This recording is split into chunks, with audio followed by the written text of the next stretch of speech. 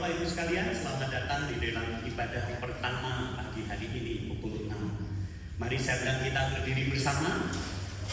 Kita serahkan di dalam anugerah Tuhan ibadah kita ini.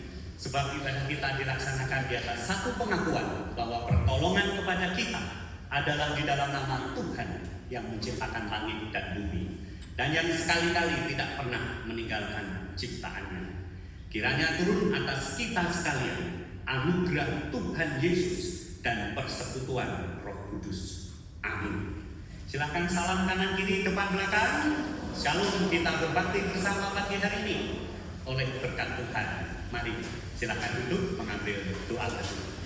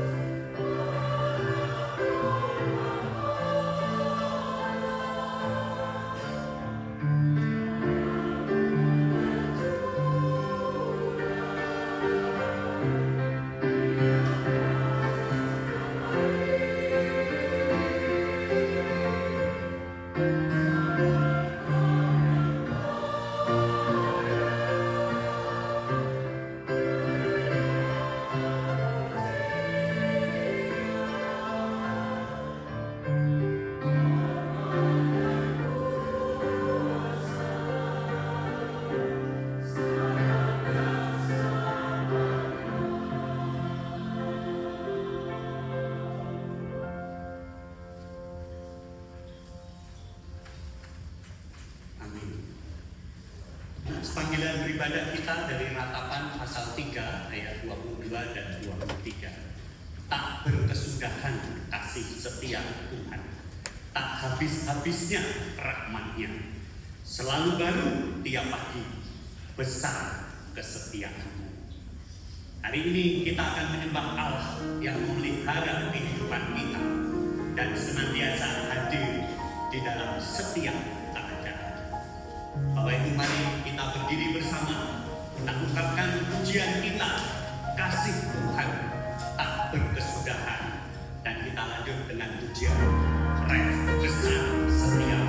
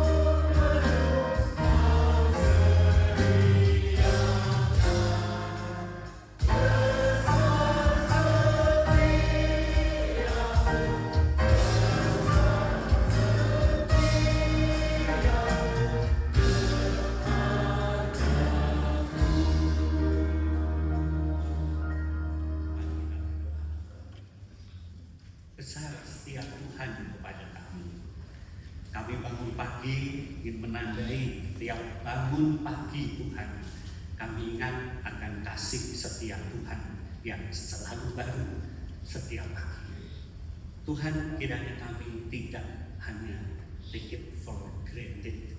Kami menganggap hal yang biasa, bangun pagi, beraktivitas seperti biasa. Namun hari ini kami ingin terus diingatkan betapa Tuhan yang memelihara kehidupan kami, yang senantiasa hadir di dalam setiap keadaan. Tuhan, kalau kami apa, kalau kami kadang tidak mengingat akan kasih-Mu setiap pagi, kiranya Tuhan hari ini kami akan bersama membawa diri dan hidup kami untuk dibuka oleh Tuhan. Jiwa kami, pikiran kami, kalau ada sesuatu yang tidak berkenan di hati Tuhan, kami akan mengakuinya saat ini.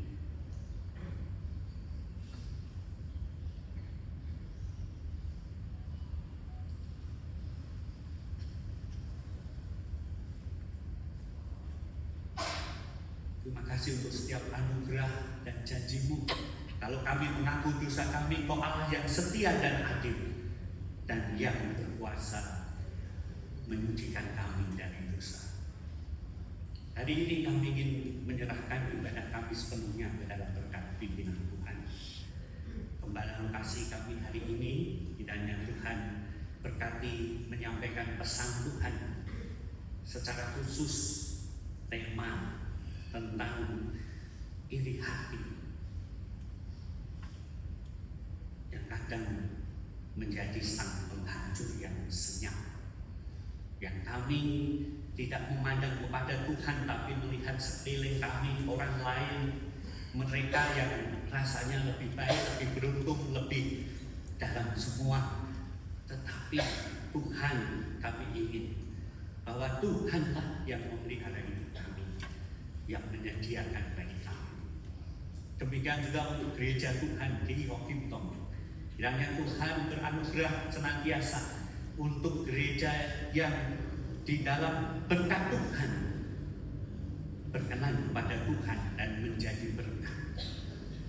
Kami berdoa kiranya kami sebagai bagian dari gereja bukan hanya ada, tetapi sungguh keberadaan kami membawa berkat dimanapun kami berada, baik di keluarga, di tempat di mana kami bekerja, berusaha, dan juga di gereja di mana kami bersama sebagai keluarga. Tuhan tolong berkati juga keberadaan kami di negeri kami ini ya Tuhan. Kiranya Engkau yang akan terus memberkati kehadiran umat orang percaya di negeri Indonesia, membawa terang dan menjadi galau. Terima kasih. Kami serahkan ibadah kami sepenuhnya ke dalam berkat pimpinan Tuhan, karena kami ingin terus menyembah Engkau yang memelihara kehidupan kami. Di dalam nama Tuhan Yesus, Juru Selamat di dalam segala hal. Amin. Silakan duduk. Bacaan pertanggapan kita dari Filipi pasal 4 ayat 11b sampai 13. Sebab aku telah belajar mencukupkan diri dalam segala keadaan.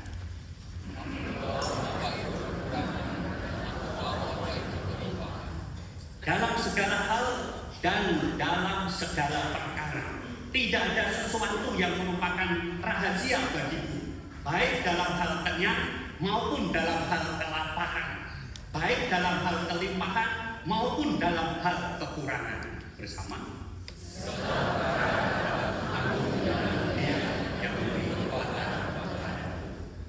Tuhan yang senantiasa hadir di dalam setiap keadaan adalah Allah kita, Bapa yang sangat baik. Mari kita ungkapkan pujian kita bahwa kasih Bapa melimpah di dalam hidup kita dan kita berterima kasih.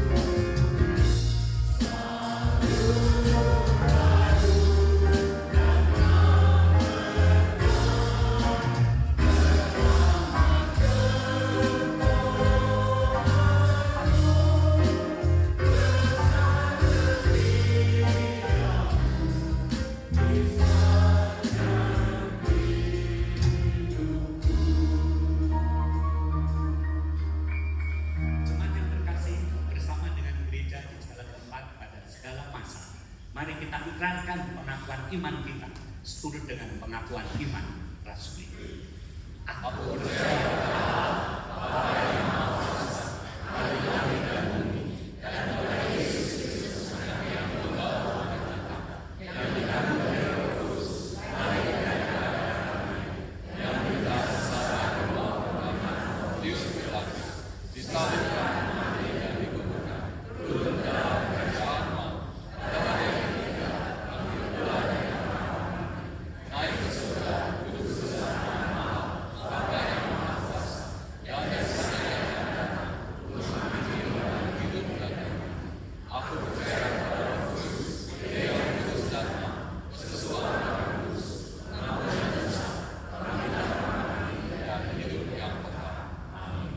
silakan duduk.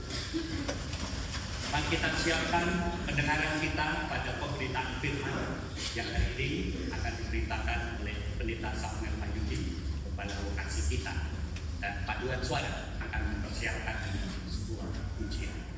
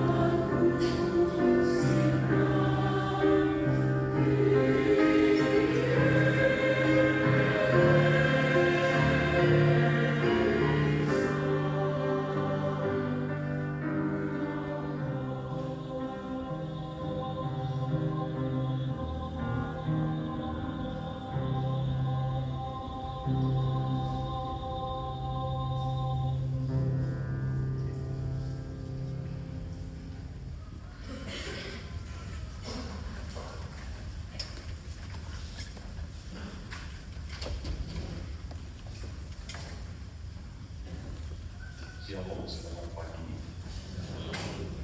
Mari saudara kita berdoa sebelum kita mendengar firman Tuhan. Tuhan ajar kami melihat keberadaan kami di hadapan-Mu. Tidak ada yang tersembunyi dan Engkau mengetahui apa yang tersimpan dalam hati kami. Tetapi ajar juga kami melihat siapakah diri kami dalam ucapan syukur, dalam ketaatan dari apa yang Tuhan rencanakan melalui kehidupan kami. Berkati waktu kami pada pagi ini. Biarlah kebenaran itu bukan hanya terungkap, tapi menjamah memperbarui kami, karena Roh Tuhan bekerja di tengah kami. Kami berdoa bersyukur di dalam nama Tuhan Yesus Kristus. Amin. Tema kita pada pagi ini menghancur senyap. Mari kita membuka satu bagian firman Tuhan dari kitab Amsal pasal 14, satu ayat, yaitu ayat 30. Kita baca bersama. Hati yang tenang menyegarkan tubuh, tetapi iri hati membusukkan tubuh. Sekali lagi saya bacakan, hati yang tenang menyegarkan tubuh, tetapi iri hati membusukkan tulang. Sampai sedemikian firman Tuhan, berbahagialah saudara dan saya yang mendengar terlebih melakukannya. Saudara, setiap kita punya masalah di dalam diri kita. Dan kerap kali kita tidak menyadari bahwa kita itu perlu pertolongan dari luar diri kita. Masalah itu ada di dalam, dan kita perlu pertolongan dari luar diri kita. Tetapi kerap kali kita punya cermin yang bertolak belakang. Selalu melihat masalah itu ada di luar diri kita, dan kita mau mengubah keadaan dari apa yang ada dalam diri kita. Kita tidak puas dengan apa yang terjadi di sekitar kita, dan kita tidak menyadari itu semua masalah sebetulnya dalam diri kita. Tapi cermin diri kita mengatakan itu masalah orang lain. Pepatah lama mengatakan kuman di seberang lautan tampak, dinosaurus di depan mata tidak tampak. Roma Irama berkata terlalu. Saudara-saudara, itu masalah kita bersama. Kerap kita tidak menyadari dan kita selalu melihat itu masalah pada orang lain. Dan kita cenderung meminta orang lain menyelesaikan masalah itu dengan cara kita. Pagi ini saudara, apa itu cermin diri yang sehat? Ada artikel judulnya core. C-nya itu kontrol, bukan dikontrol. Kita harus mengendalikan situasi. Jangan kita dipengaruhi situasi. Saudara-saudara, ada orang-orang yang bisa multifokus, mengerjakan beberapa hal di dalam waktu yang sama, tapi tidak semua orang bisa. Ada kalanya beberapa permasalahan terjadi secara paralel dalam waktu yang sama, sehingga kita sulit menyelesaikan salah satu saja dari masalah itu.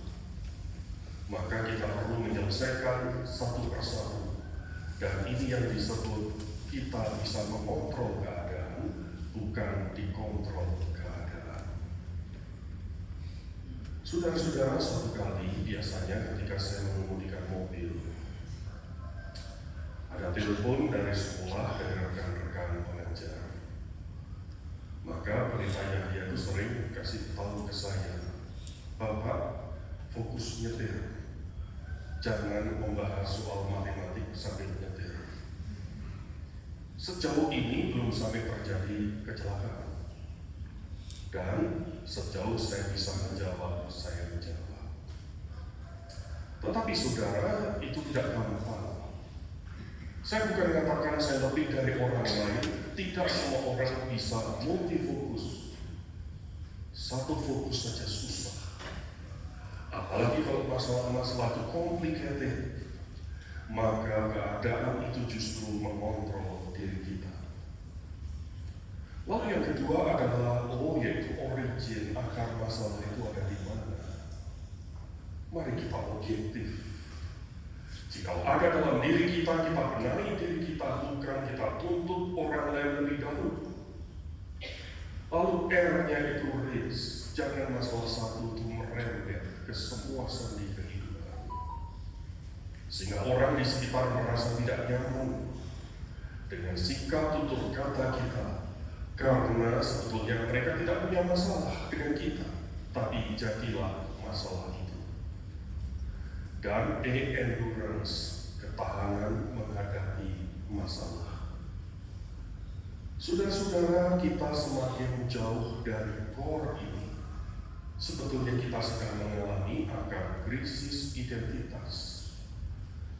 Krisis identitas bukan hanya terjadi pada anak-anak remaja.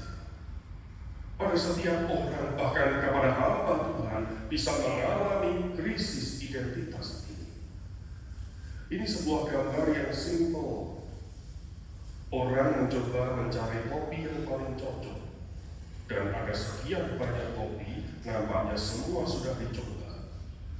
Dan tinggal topi yang satu ada di meja, yang belum tentu cocok juga. Saudara bingung dengan siapa diri saudara, bukan? Aku ini sebetulnya harus bagaimana? Bahkan sebetulnya aku ini harus menjadi orang yang bagaimana? Dan ini permasalahan klasik. Semua orang bisa mengalaminya. Saudara, mari kita lihat lagi sudah berapa lama kita itu mengalami krisis identitas dan kita sebetulnya sangat sedih dengan diri kita. Tapi kita tutup itu dengan pura-pura bahagia. Kita paksakan senyuman, tapi bukan natural keluar dari apa yang kita rasa, tapi supaya orang tidak tahu apa yang sebetulnya terjadi. Satu kali Charlie Chaplin, humoris yang terkenal, meskipun tanpa suara, gerak-geriknya itu sangat menghibur. Ketika sore hari Charlie Chaplin ini jalan di tengah hujan, mungkin sambil nyanyi waktu hujan sore-sore, kilat sambar pohon kenari. Orang bertanya, kamu ini aneh.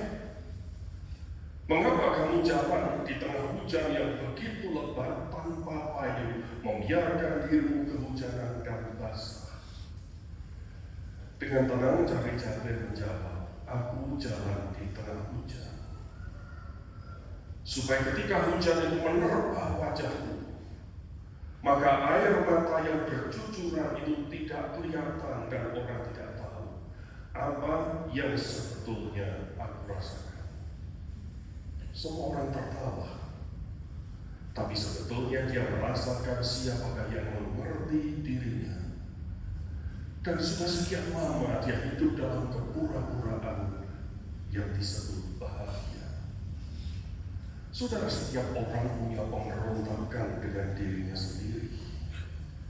Tapi sebetulnya mari pagi ini kita lihat, ketika kita berontak dengan kenyataan diri kita, sebetulnya kita sedang berontak kepada Tuhan. Apa yang sedang terjadi dalam hidup kita bukan setahun, 2 tahun, bahkan mungkin puluhan tahun. Sisi hidup kita ada 2 sisi yang tak terpisahkan, antara ideal self dan real self. Apa itu ideal self? Diri kita dengan segala idealisme, segala cita-cita, kebahagiaan, dan segala mimpi kita, dan tidak ada mimpi yang sifatnya itu negatif. Itu semua adalah ideal self. Tetapi berapa persen mimpi kita yang menjadi kenyataan? Sebagian besar kenyataan hidup kita jauh dari mimpi kita, bukan? Suatu kali ketika saya di SMA, ada kalanya saya berangkat sekolah, aku naik sepeda. Orang musik lagu, goes. sepeda pemberian dari mama saya, sepeda lari yang tengahnya ada besinya itu. Merek bikinan Belanda, Vollmer. Berat tetapi enak sekali. Maka ketika menjelang sampai di sekolah itu kebetulan ada rumah yang dekat sekolah. Itu rumah kembang angkatan kami, gadis yang cantik. Biasanya dia walaupun mendekati antar mobil. Tapi begitu saya lewat maka dia menunjukkan tangan dan minta bonceng. Saya berkata dalam hati, nyamanlah jiwa. Saya katakan sepeda saya tidak ada boncengan. Oh gampang. Boleh nggak saya bonceng di tengah itu, Pak? Kok kayak film romantik? Saya katakan kalau kamu tidak keberatan, silakan. Maka jarak sekolah dan rumah yang pendek, saya muter dulu blok yang lain. Sampai di depan sekolah, kepala sekolah menyambut kami dengan wajah yang muram. Terlambat ya. Dan ketika berkata terlambat ya, saya terbangun. Sayang itu adalah mimpi saudara. Saudara-saudara, hidup kita itu ada banyak kenyataan yang beda dengan impian kita. Ternyata menjadi diri sendiri sesuai kenyataan itu sangat sulit. Dan kita mau atau tidak, suka atau tidak, menghadapi kenyataan hidup kita. Apa yang sebetulnya sedang terjadi ketika the real self sangat berbeda dengan the ideal self? Pelarian kita pakai topeng kepura-puraan. Sebetulnya kita sedang berontak dengan realitas itu. Aku baik-baik saja, padahal tidak baik. Aku bahagia, padahal menangis. Aku menikmati perjalanan hidupku, padahal kita mengalami kepahitan yang sudah sekian lama dan tidak ada yang manis. Lalu kemudian timbullah iri hati, kebencian. Karena apa? Membandingkan diri sendiri dengan orang di sekitar kita. Mengapa aku tidak seperti dia? Satu kali ketika peringatan upacara 17 Agustus zaman Presiden Jokowi, seorang anak kecil menyanyi di Istana Negara. Kalau tidak salah namanya itu Farel. Menyanyi ojo dibanding-banding. Dalam bahasa Inggris, versi Singapura, don't compare to me lah. Jangan banding-bandingkan saya dengan orang lain. Tapi kerap kali kita tenggelam dalam membandingkan itu dan muncullah akan kebencian. Kita tinjau secara teologis. Salah satu aspek akibat dosa itu adalah total depravity. Kita ini rusak total. Tidak ada sesuatu yang baik dalam diri manusia.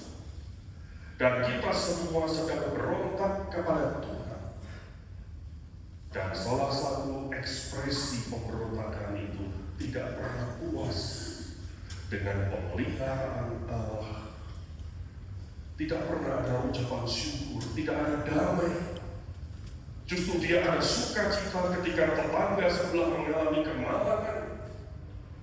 Ketika orang di sekitar mengalami berkat yang tidak dimiliki, maka ada suatu kebencian, iri hati. Saudara-saudaraku yang terkasih, bagaimana hidup kita? Bisakah kita bersuka cita untuk berkat Tuhan untuk orang lain, bukan untuk diri kita? Ataukah kita sebaliknya yang terjadi? Saudara, Alkitab mencatat tokoh-tokoh Alkitab itu tidak ada yang sempurna. Yakub itu arti namanya adalah penipu. Hidupnya penuh dengan tipu daya dan licikan. Tidak ada sesuatu yang baik dalam diri Yakub. Maka ketika pergulatan dengan Tuhan, maka nama Yakub diganti menjadi Israel. Bukan. Alkitab bicara belak-belakan realitas kehidupan Yakub yang memiliki 12 anak. Jika bakal 12 suku di Israel yang dalam catatan sejarah pecah menjadi 10 suku di utara, 2 suku di selatan. 10 suku di utara tetap memakai nama Israel, 2 suku di selatan memakai nama Yehuda. Orang Yehuda mengatakan 10 suku di utara kaum Samaria. Mengapa? Karena mereka menikah dengan secara genetik dengan keturunan bangsa lain yang mereka tidak dianggap murni sebagai anak Abraham. Maka terjadilah suatu konflik turun-temurun, kebencian antara kaum Samaria dan Yehuda. Kilas balik catatan sejarah, Saul itu iri hati dengan keberhasilan Daud, bukan? Alkitab mencatat anak-anak Daud, Amnon dan Absalom bersaing. Amnon, anak yang disayang oleh Daud, melakukan dosa perzina, tetapi Daud seolah diam saja. Maka timbullah kebencian. Dari Absalom mempertanyakan di mana keadilan sebagai papa. Alkitab mencatat kehidupan Absalom dan Daud. Melihat kejayaan bapaknya, maka Absalom ingin tahta ayahnya direbut. Terjadilah kudeta antara ayah dengan anak. Generasi berikutnya zaman Salomo, Adonia melakukan hal yang sama. Ada suatu kebencian, ketidakcocokan dengan bapaknya sendiri.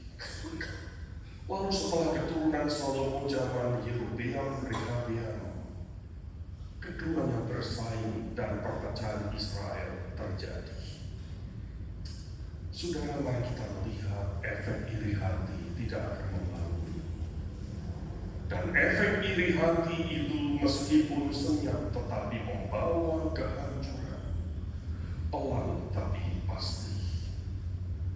Teks Ibrani yang kita baca tadi itu mengatakan dalam kalimat yang sangat jelas, Haye besari oleh marve ureha asal hina. Apa artinya? Saudara, kata yang kita uraikan yang pertama adalah hina. Artinya envy atau cemburu atau panas hati. Ini menggambarkan suatu emosi yang mendidih, yang membara. Sebetulnya kata ini adalah kata yang sifatnya itu netral. Artinya bisa positif, bisa negatif. Karena kata kina ini juga kerap kali dipakai menggambarkan Allah yang cemburu. Tetapi kecemburuan Allah itu positif, menjaga kekudusan Allah. Tidak ada Allah lain selain Allah yang dinyatakan di dalam perjanjian lama dan digenapi dalam perjanjian baru. Allah yang cemburu seperti api yang menghanguskan, memurnikan kembali, agar mereka hanya mengikut satu Allah yang benar, bukan ikut ilah-ilah dewa-dewi yang lain.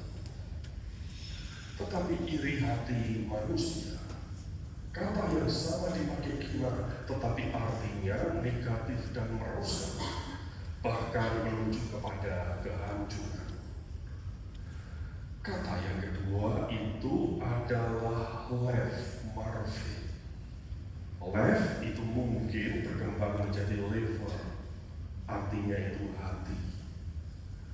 Yang dimaksud di sini bukan hati secara biologis, tetapi adalah perasaan, pusat pikiran, kehendak, sikap iman.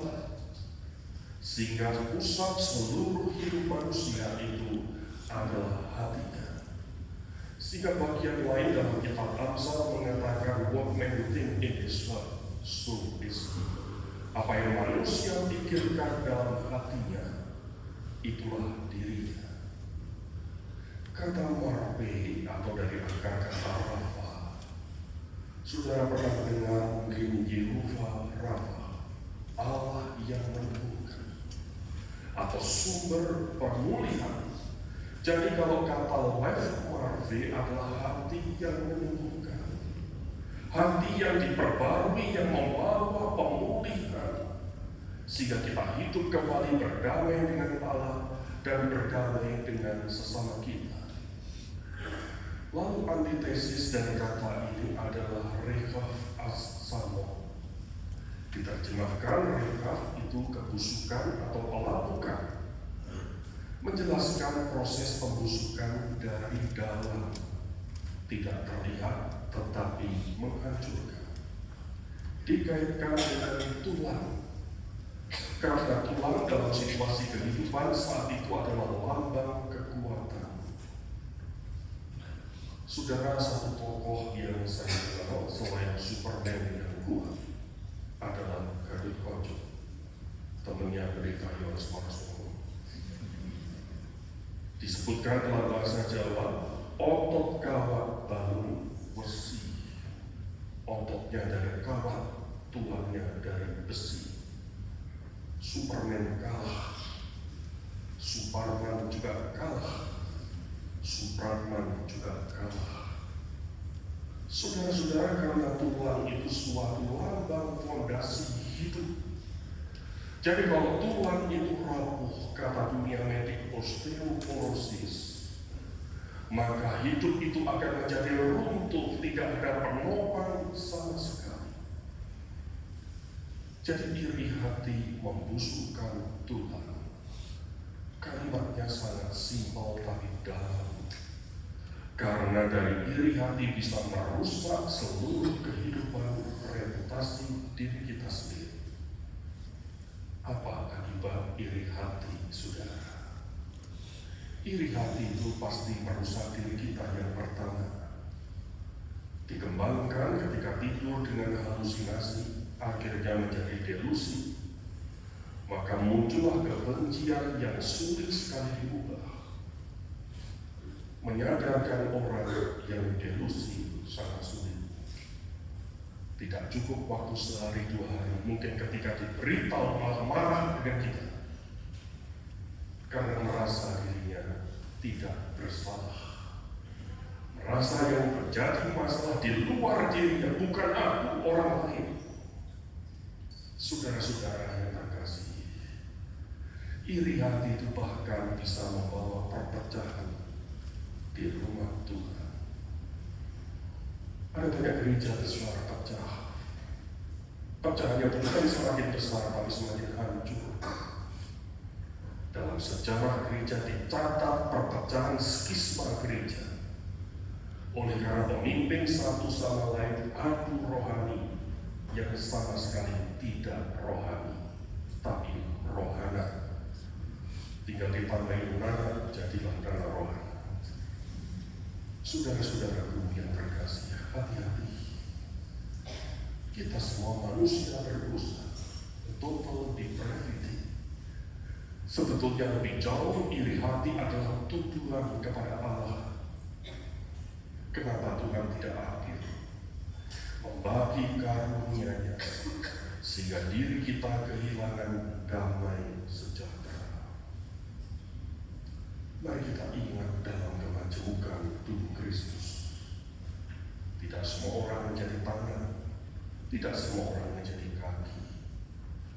Ada kelebihan, ada kekurangan masing-masing, tetapi Tuhan panggil dalam suatu pengharapan dan iman untuk saling melengkapi satu dengan yang lain.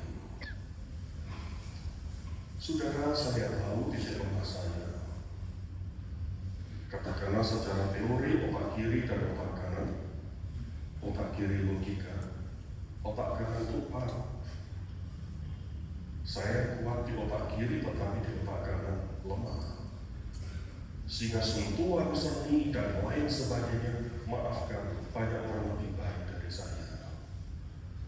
Beberapa jemaat mengkritik setiap kali saya khotbah atau seminar.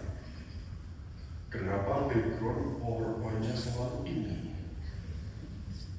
Tidak ada gambar-gambar yang lain. Maafkan saudara, saya tidak mampu.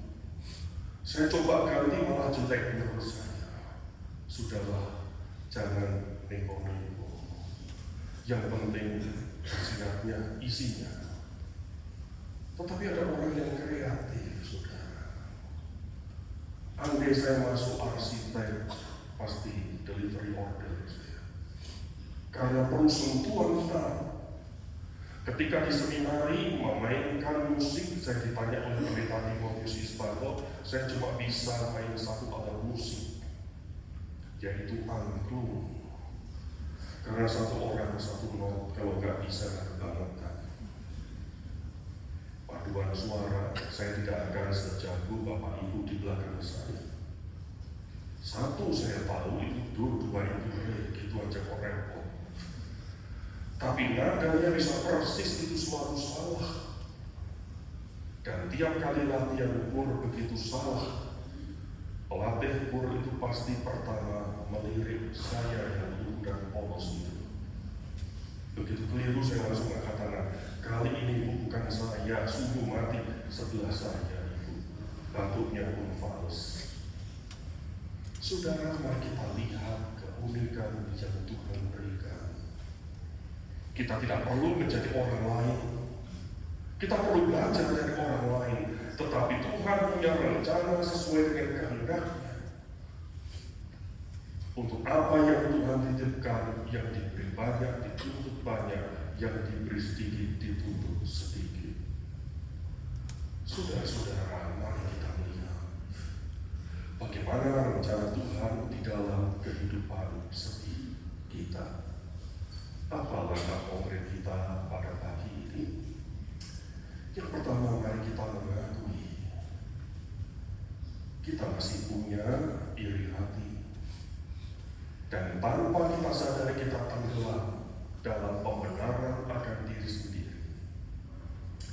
Hari ini saudara, mari objektif dengan diri kita. Alkitab berkata jika kita mengaku dosa kita, Tuhan itu setia dan adil. Tetapi jika kita berkata kita tidak berdosa, kita sedang menipu akan siapa diri kita. Mari saudara kita belajar bersyukur, menerima bagian yang Allah berikan kepada kita. Bersyukur untuk bagian berkat yang diterima orang lain. Tidak mudah. Mohon Tuhan dari hari lepas hari secara progresif menguduskan, menyucikan, mengubah karakter kita semakin hari semakin serupa dengan Kristus. Mari kita berkata seperti yang Paulus katakan. Tetapi karena kasih karunia Allah, aku adalah sebagaimana aku ada sekarang. Dan kasih karunia yang dianugerahkannya kepadaku tidak sia-sia. Apakah pendapat orang sekitar tentang siapa diri saudara? Apakah pendapat orang-orang yang dekat dengan saudara, suami, istri, anak-anak tentang diri saudara? Dan apakah pendapat diri saudara tentang siapa saudara? Pagi ini kita renungkan apakah pendapat Tuhan tentang diri kita.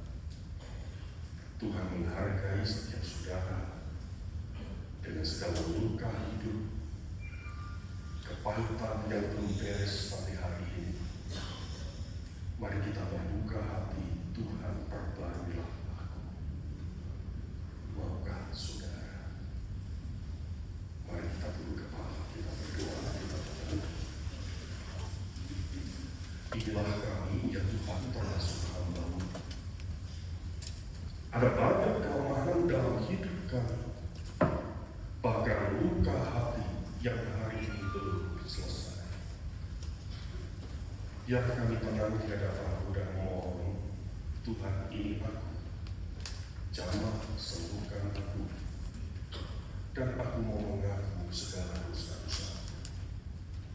Kita tenang sejenak. Jiwaku terbuka untukmu Tuhan,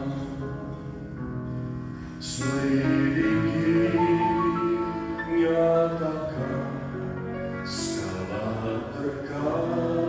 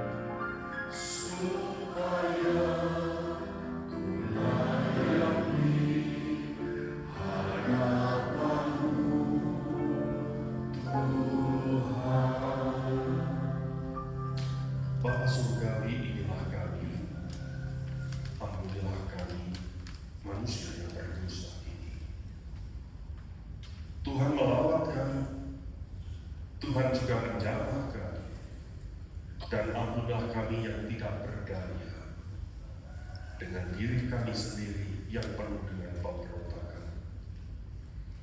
Tetapi anugerah kasih dan pengampunan dalam Tuhan Yesus Kristus yang kami bukakan pintu hati untuk memperbarui kami. Kami bersyukur untuk pagi ini, ya Bapa. Di dalam nama Tuhan Yesus kami berdoa. Amin. Silakan duduk.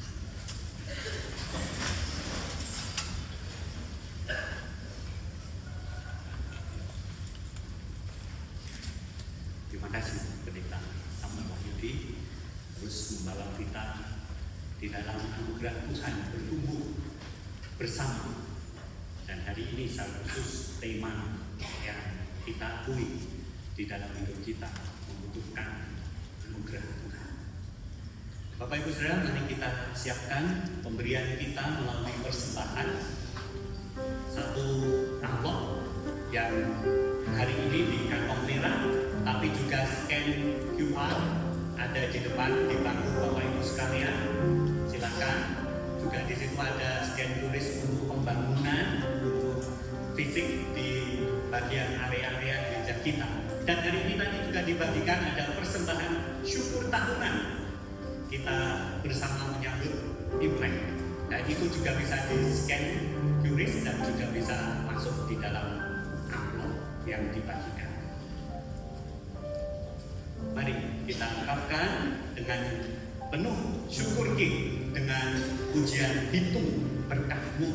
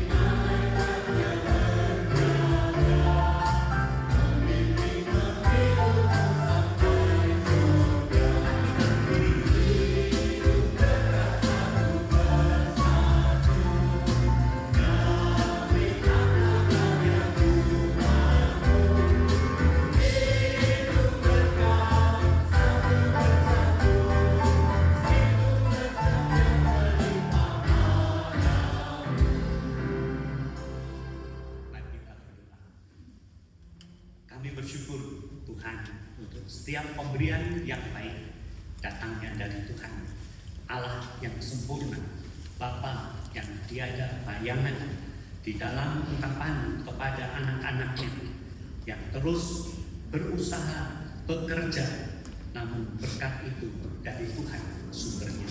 Hari ini kami menyerahkan sebagian berkat Tuhan melalui persembahan.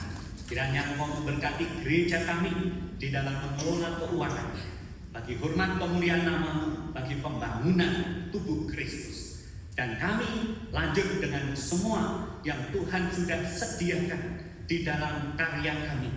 Kiranya Tuhan juga yang senantiasa mencukupkan, bahkan melimpahkan. Terima kasih. Kami berdoa syukur di dalam nama Tuhan Yesus yang senantiasa mengingatkan, pandang pada burung-burung di udara, tidak menanam, tidak menanam, tapi dipelihara oleh Bapa di surga. Kamu lebih daripada burung-burung itu. Pada Tuhan Yesus kami ingin mengungkapkan hidup kami tidak khawatir akan pemeliharaan di dalam nama-Nya yang kuasa. Amin. Silakan duduk. warta kita hari ini, senang kita ingin mengucapkan welcome kepada Bapak Ibu yang baru pertama hadir. Kita bersyukur bisa bergabung bersama. Nah, kalau saya tahu saya izin menyebut nama ya. Ada yang hadir di sini, yang tadi sudah kenal dulu di depan. Itu ada Pendeta Lili, tamu dari Kalimantan.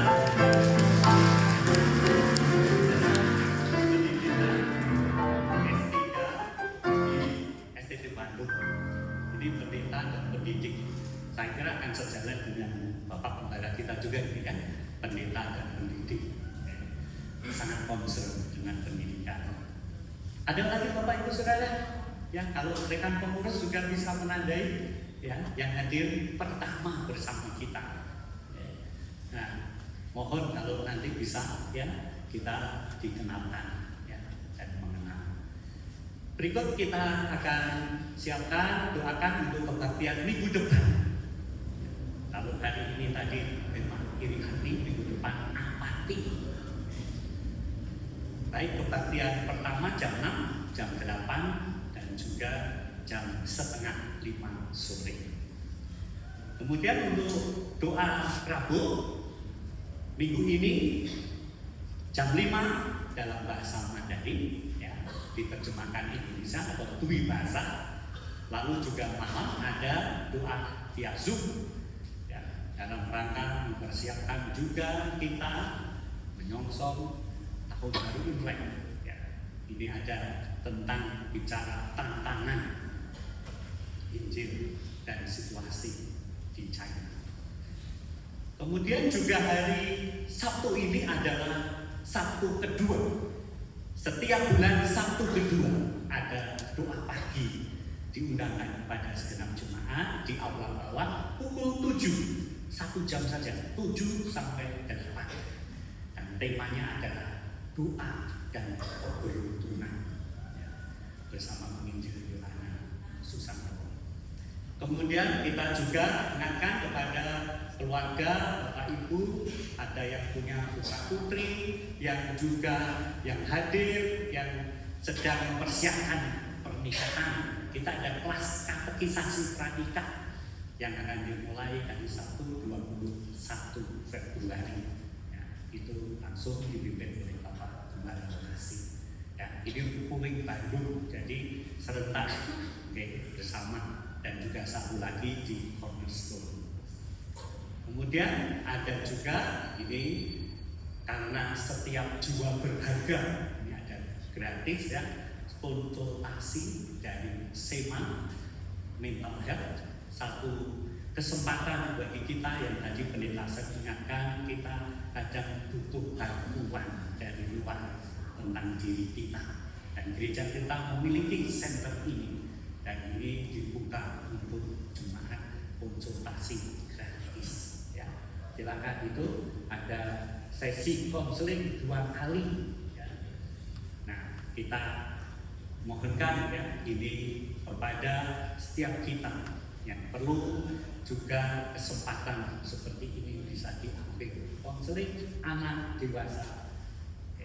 Ada psikotes, ada juga konseling klinis. Itu warta untuk hari ini. Sepanjang minggu berjalan kita terus doakan.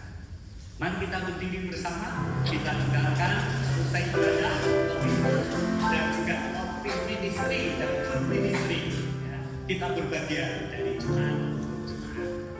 Hidup berkatmu. Satu bait kita nyanyikan, nanti Pendeta Samuel Kayudi menyampaikan doa berkat.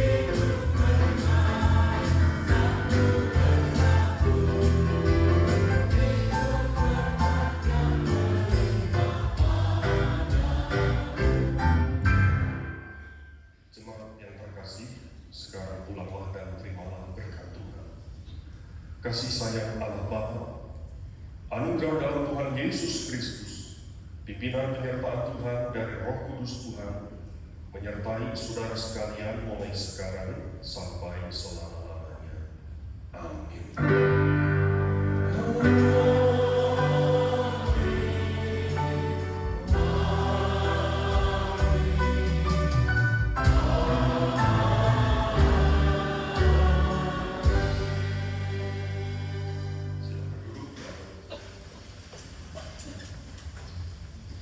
Silakan duduk.